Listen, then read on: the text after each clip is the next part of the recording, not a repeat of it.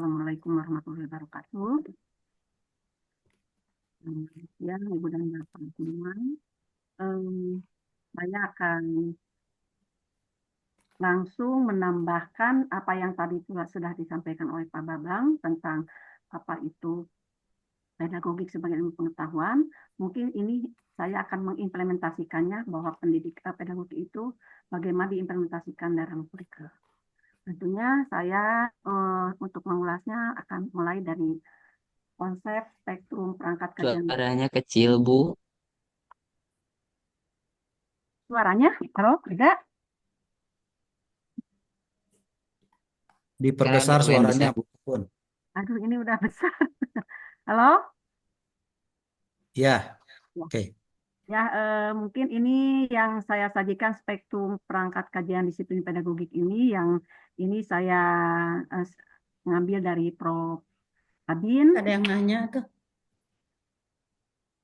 Halo? Mungkin ini apa yang tadi sebenarnya ini sudah disampaikan oleh Pak Babang, hanya mungkin ingin mempertegas dan memperjelas di mana ketika mengimplementasikan pada kurikulum. Kalau kita kaji dari yang disampaikan oleh Pak Babang bahwa pedagogik sebagai ilmu pengetahuan salah satunya adalah mempunyai objek formal atau garapan yang khusus, yaitu situasi pendidikan. Di mana situasi pendidikan ini akan terjadi kalau di dalamnya terjadi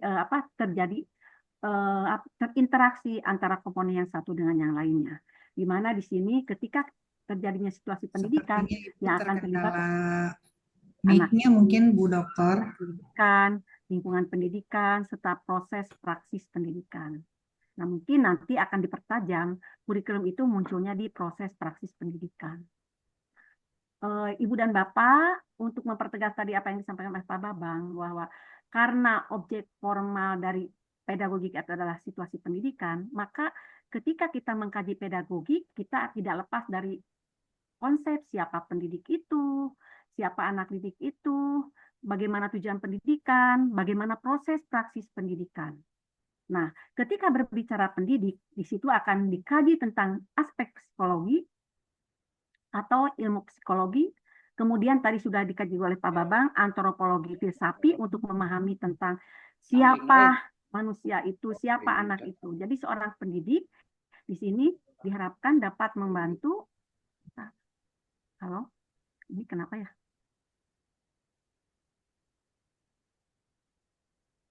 Bapak Ibu, mohon jangan share screen, Kak Saifullah. Ya, ini jadi hilang. Nah, ulangi lagi ya.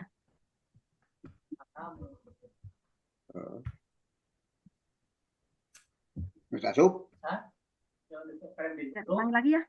padam nih. Ya, gangguan teknis. Jadi di sini Ibu dan Bapak semua mungkin sebagai pendidik menurut konsep pedagogik bahwa di sini kita sebagai pendidik dituntut untuk memahami tentang ilmu psikologi. Kenapa? Untuk mengkaji bagaimana perilaku anak atau peserta didik secara empiris. Kemudian tentang antropologi filsafi, hakikat manusia itu apa, hakikat anak itu apa, sehingga ketika kita bertindak, kita ini tidak akan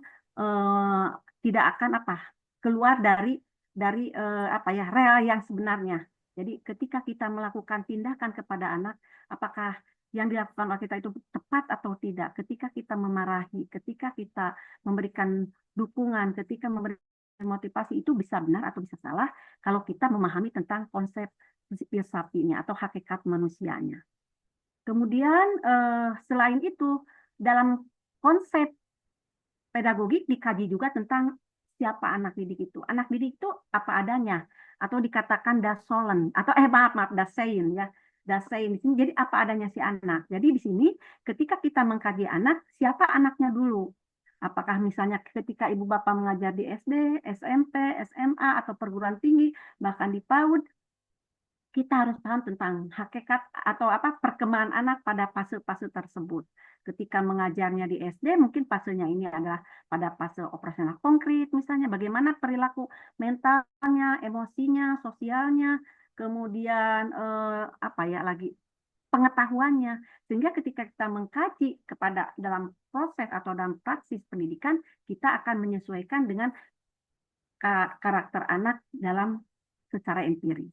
Kemudian yang tadi sama dengan situ antropologi anak, siapa anak itu? Hakikat anak itu apa? Apakah anak itu sama dengan orang dewasa? Ya. Apakah anak itu yang masih berkembang untuk mencapai kedewasaan? Nah, ini perlu dikaji oleh kita semua sebagai pendidik sehingga kita tidak salah tafsir. Bahkan mungkin kalau kita tidak paham tentang antropologi anak, kita sebagai pendidik bisa saja menyamakan anak itu adalah miniatur orang dewasa, sehingga perilaku kita kepada anak disamakan dengan orang dewasa dalam proses atau praksis pendidikannya.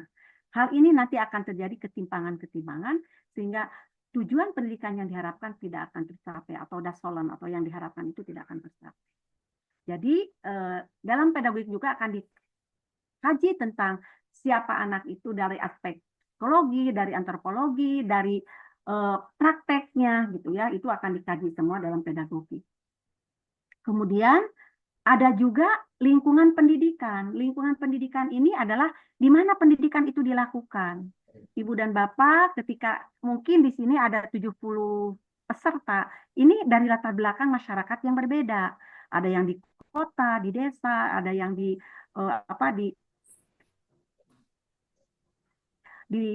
daerah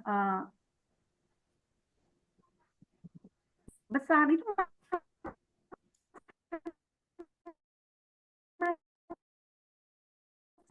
Nah, ketika kita mengkaji besar secara makro, ketika kita berbicara tentang pendidikan, ada di era abad 21 lingkungannya.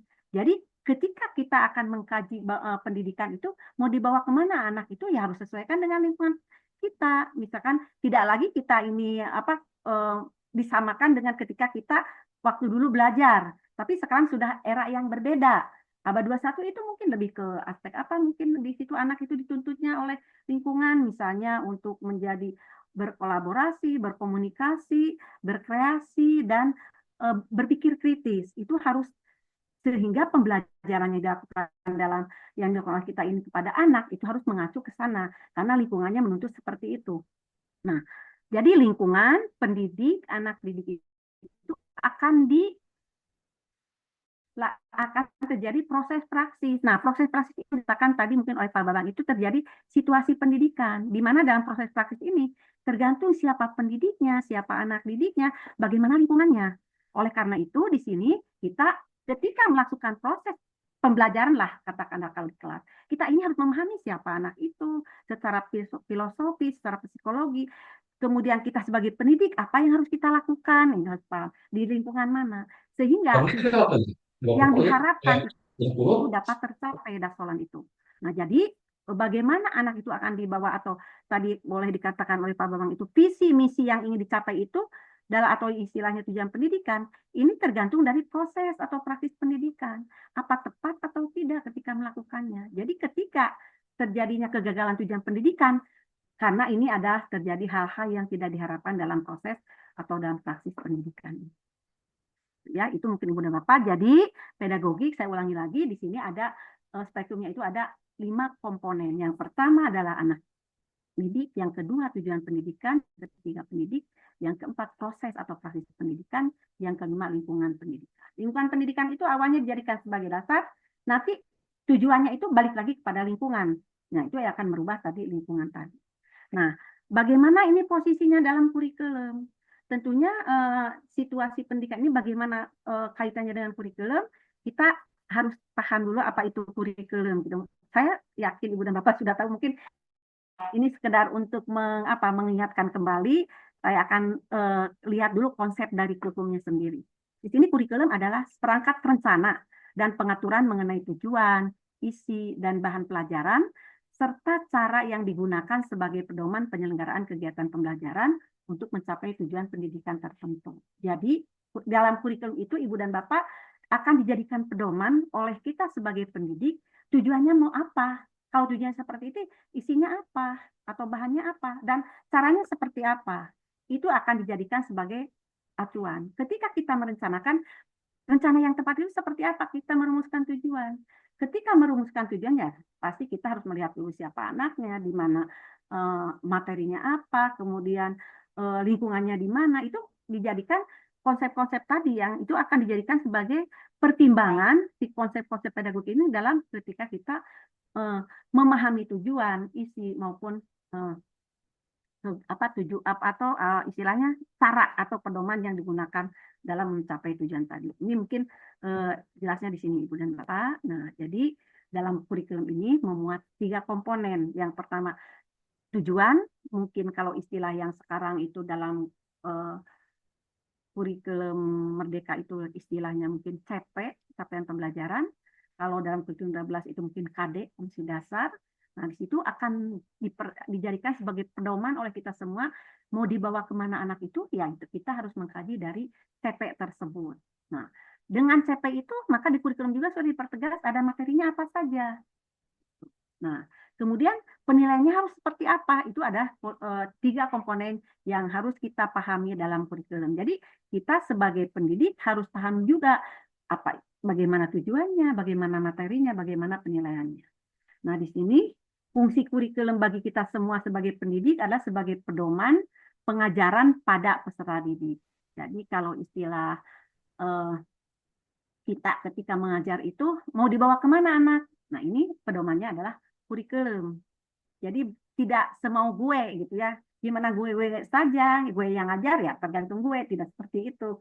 Tapi kita harus memegang pada kurikulum itu ya. Jadi sebagai pedomannya kita kurikulum. Jadi kurikulum ini akan memberikan patokan yang jelas tentang pengajaran, juga materi yang harus diberikan pada peserta didik. Nah, kita masuk kepada mengapa kaitannya dengan kita perlu belajar pedagogi. Apa keharusan atau perlunya belajar pedagogi? Nah, kalau kita tadi paham Ibu Bapak tentang pendidik itu, apa yang harus kita lakukan sebagai pendidik, persyaratannya seperti apa, harus memahami apa, siapa anak didik itu harus dikuasai oleh pendidik, kurikulum, lingkungan, dan lain sebagainya. Nah, hal itu diperlukan sekali oleh pendidik. Kenapa? Jadi di sini seorang pendidik harus memahami pedagogik, karena pedagogik akan menjadi dasar atau landasan bagi praktek pendidikan anak. Istilah anak didiknya mungkin peserta didik Ibu dan Bapak ya. Jadi kalau kita tanpa didasari oleh pedagogik ketika melaksanakan praktek pendidikan, kita bisa menyimpang. Ya, apakah ketika melakukan itu sudah tepat atau tidak? Kemudian yang kedua, pedagogik akan menjadi standar atau kriteria keberhasilan praktek pendidikan kita terhadap anak. Ya. Nah, apakah yang saya lakukan ini sudah tepat atau tidak? Nah, kalau tidak paham, tidak mengkaji pedagogi, kita merasa benar saja. Ya, itulah yang saya lakukan. Kenapa Ibu mengajar seperti itu? Ya, dari kurikulumnya seperti itu. Ya, dari kebijakannya seperti itu. Tanpa dasar itu bahaya. Jadi itu harus tahu bagaimana pedagogi sehingga standar kita ini sudah tepat atau tidak, kita akan tahu. Nah, yang ketiga, karena kita ini sebagai manusia memiliki motif untuk mempertanggungjawabkan pendidikan bagi anak-anaknya.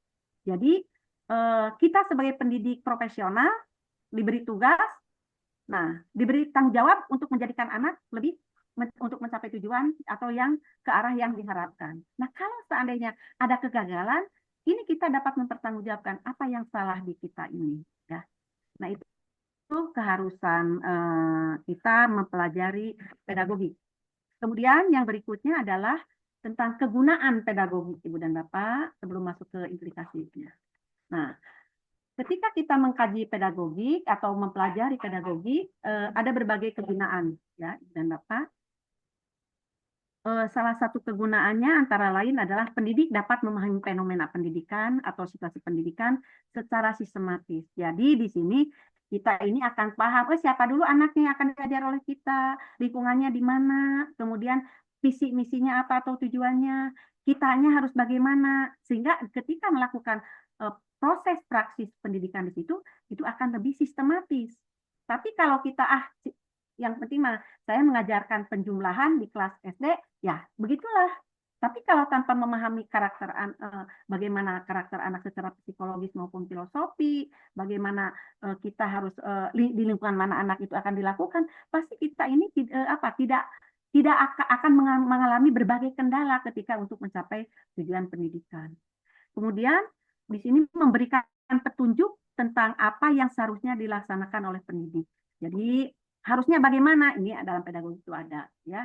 Kemudian yang ketiga, pendidik dapat menghindari terjadinya kesalahan-kesalahan dalam praktek mendidik anak ya. Bisa kesalahan konseptual, misalkan konseptual tadi ya, konsep siapa anak itu.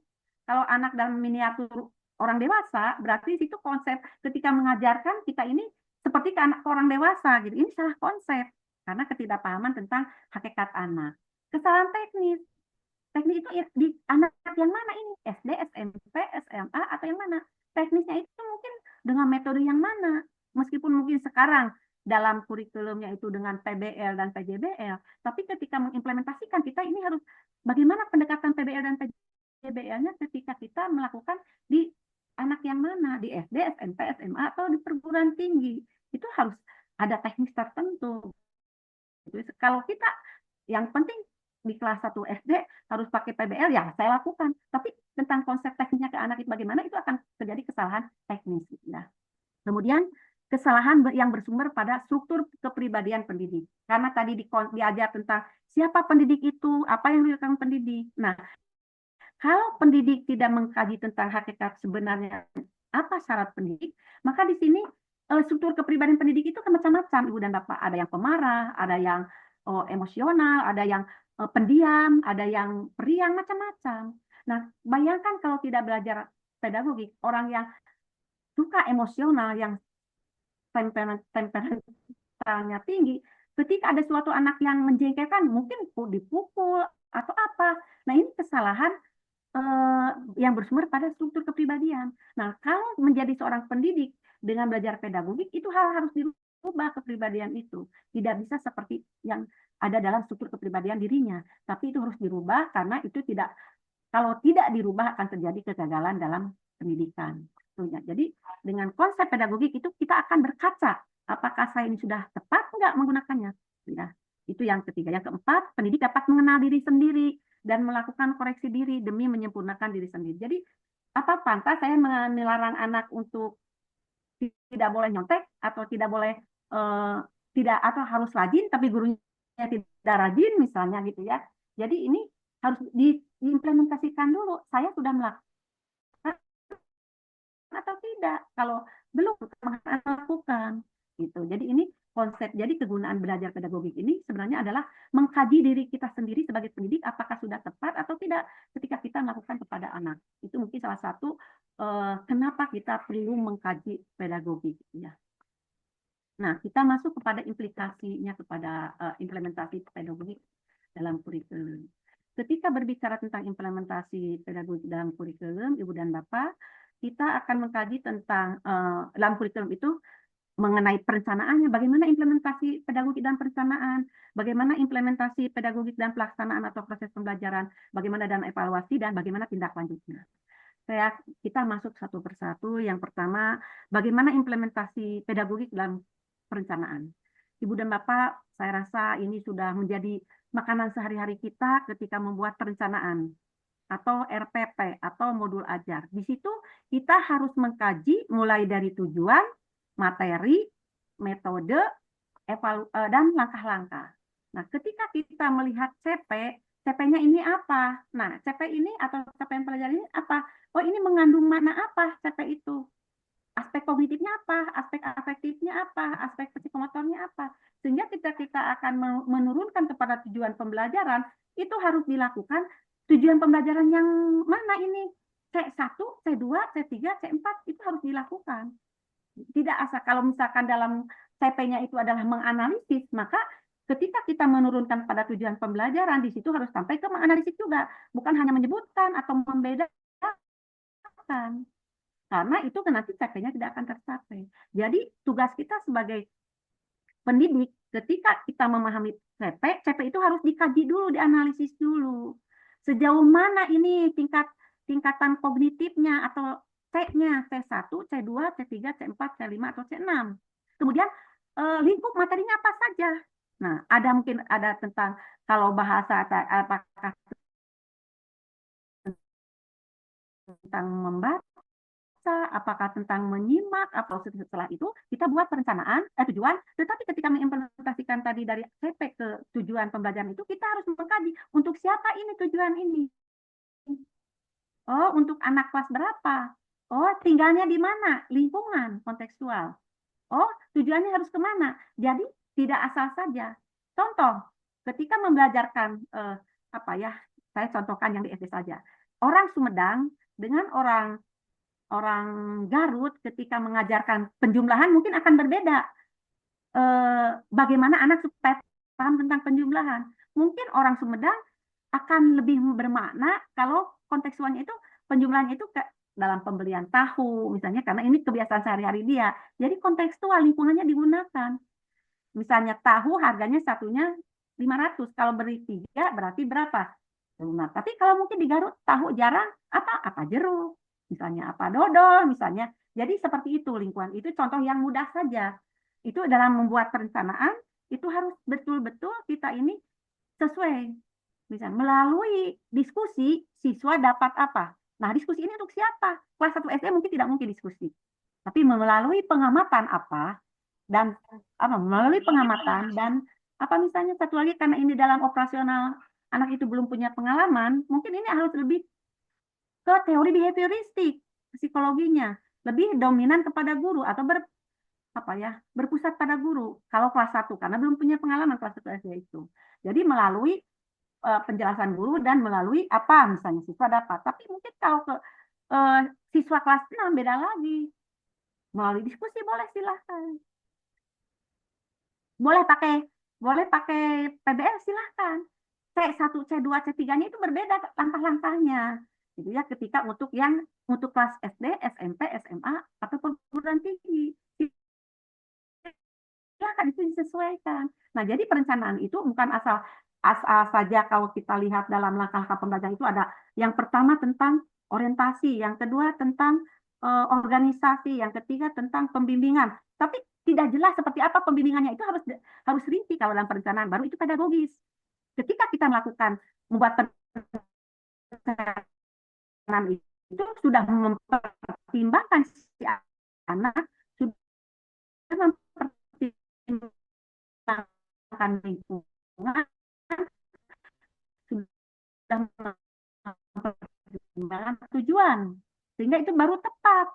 Nah, kalau tidak sana dikatakan pendidikan sebagai ilmu tadi ya, karena ini ada apa? Ada aturannya, harus ada CP, harus ada tujuan, harus ada materi, itu kita mengikuti saja. Nah, ketika masuk ke pelaksanaan pembelajaran, proses bisa saja terjadi hal-hal yang tidak diharapkan. Di kelas 6, tadi saya katakan contoh dalam tujuan pembelajaran, melalui diskusi, siswa dapat apa. Tapi kenyataan ketika kita masuk ke kelas, anak tidak bisa diskusi. Apa karena lelah sudah olahraga, atau apa. Jadi di sini, proses itu ya kita yang harus menentukan. Situasi dan kondisi harus dilihat. Di sini adalah sebagai seni. Jadi dalam pelaksanaan proses pembelajaran ini, selain menggunakan sebagai ilmu, jadi seninya juga harus dilihat. Oh, kalau saya diskusi terus, anak mungkin tidur, anak mungkin tidak mengikuti. Nah, jadi di situ seninya apa? Diberi tugas saja langsung. Kalau yang tidak mengungkapkan pendapat, nanti diberi nilainya apa misalnya. Jadi akhirnya dimotivasi. Jadi di sini ketika pelaksanaan pembelajaran, di dalam RPP tidak ada motivasi, tapi di sini ketika pelaksanaan kita melakukan motivasi. Nah, itu adalah dalam proses pelaksanaan. Jadi pelaksanaan itu awalnya memuat atau berdasarkan pada perencanaan yang terbuat, tapi hal-hal itu tidak memungkinkan, silahkan Ibu dan Bapak itu secara pedagogis betul dikatakan dapat disesuaikan dengan situasi dan kondisi anak dalam menentukan strategi. Tapi kalau tujuan tidak boleh dirubah, karena ini adalah patokan dasolen apa yang seharusnya. Tapi kalau yang lain-lainnya silahkan. Itu jadi pelaksanaan ini baru pedagogis kalau kita sudah disesuaikan dengan situasi dan kondisi anak pada saat itu terjadi. Kemudian evaluasi. Evaluasi itu harus bagaimana? Saya mah evaluasi itu kata Pak Nur Muhsin mungkin ya. Saya mengajar tujuannya ada 3, ya evaluasinya 3 saja. Untuk apa? Ya untuk memberikan nilai di rapot. Nah, itu mungkin evaluasinya kurang pedagogis atau tidak pedagogis. Ketika evaluasi yang pedagogis itu adalah harus bersifat otentik dan otentik dan holistik. Jadi ketika kita menentukan nilai, harus otentik itu berdasarkan data yang apa adanya di anak. Jadi bukan dikira-kira, ini udah minang masuk, diberi nilai segini aja, ini jarang masuk, nah itu mungkin tidak otentik. Jadi betul-betul kenyataan bagaimana anak itu ketika melakukan keadaan sehari-harinya, ya, atau dalam pembelajarannya. Nah, untuk otentik itu tentunya harus holistik. Jadi semua aspek harus dinilai, kognitifnya, afektifnya, dan psikomotornya. Sehingga penilaian kita ini dari awal proses sampai akhir. Ada tes diagnostis, ada tes formatif itu diproses dan di akhir. Mungkin nanti yang sumatif itu setelah beberapa kali pembelajaran. Jadi kalau kita dalam pelaksanaan evaluasi itu yang pedagogis bukan karena kurikulum merdeka. Dari dulu juga harus seperti itu Ibu dan Bapak. Tapi karena mungkin kurikulum merdeka itu dijadikan kebijakan, seolah-olah ini adalah produk dari kurikulum merdeka. Padahal secara pedagogis dari dulu evaluasi itu harus seperti itu. Dari diagnostik, formatif, dari proses, dan hasil. Nah, kalau tidak disuruh kan, seolah-olah saya ini benar gitu. Nah, dengan belajar pedagogik, apapun kurikulumnya, di perencanaan, pelaksanaan, evaluasi itu harus seperti itu. Ya, sekarang mungkin kurikulum merdeka dirubah, kalau saatnya dirubah. Tapi tidak ada lagi mungkin tes diagnosis atau apa. Ya, kita sebagai orang yang pedagogis, yang pedagog itu harus seperti ini gitu. Baru pedagogis pembelajaran itu atau pendidikan itu. Nah, tentunya selain sampai evaluasi dalam pedagogi itu harus ada tindak lanjut. Tindak lanjut itu tadi ada kegunaan merefleksi kita. Apa yang salah ya di kita ketika anak nilainya kurang. Jadi refleksi ini pertama untuk si peserta didik, yang kedua untuk kita sendiri sebagai pendidik. Nah, apa yang kurang dari saya ya? Tadi kenapa anak itu ketika saya mengajar kok ngobrol? Nah, jadi itu refleksi, tindak lanjut. Akhirnya dengan ngobrol nilai anak jelek. Nah, bagaimana supaya tidak ngobrol? Ini tindak lanjut apa refleksi saya? Nah, ini baru tadi dari kegunaan sudah dilihat. Kita harus bercermin kekurangan kita. Jadi jangan tidak selalu menyalahkan anak. Nah, anak itu sebagai dampak dari kita. Ya, dampak dari kita sebagai pendidiknya. Oleh karena itu, ketika kita mengimplementasikan kepada kurikulum pedagogi itu selalu 4 aspek. Perencanaan, pelaksanaan, evaluasi, dan tindak lanjut. Apapun kurikulumnya, bukan hanya kurikulum merdeka saja, bukan hanya kurikulum, apapun kurikulumnya, tetap kita sebagai pedagog harus melakukan yang 4 aspek ini ketika kita mengembangkan kurikulum. Itu mungkin Ibu dan Bapak yang bisa saya sampaikan, kurang lebihnya mungkin saya akan sedikit memberikan pantun sedikit ya Ibu dan Bapak berhubungan dengan pedagogi. Berkejaran di pasar mencari kritik, yang didapatkan isinya tek-tek. Pembelajaran tanpa dasar pedagogik mengakibatkan terjadinya malpraktek. Cakep. Jadi ini seolah-olah pendidik itu, pedagogi itu hal yang sepele, padahal ini malpraktek. Yang jadi rugi siapa? Malpraktek. Kita sebagai tujuan pendidikan nasional, ya kita sebagai pendidik gagal berarti untuk mengimplementasikan pencapaian tujuan pendidikan nasional. Akhirnya negara juga nanti akan terimbas dari kesalahan kita dalam malpraktek itu. Saya rasa itu mungkin Ibu Bapak yang bisa sampaikan. Terima kasih. Ya. Akhirnya, Baik, Bu Pupun. saya kembalikan lagi kepada Pak Epi. Wassalamualaikum warahmatullahi wabarakatuh. Assalamualaikum warahmatullahi wabarakatuh.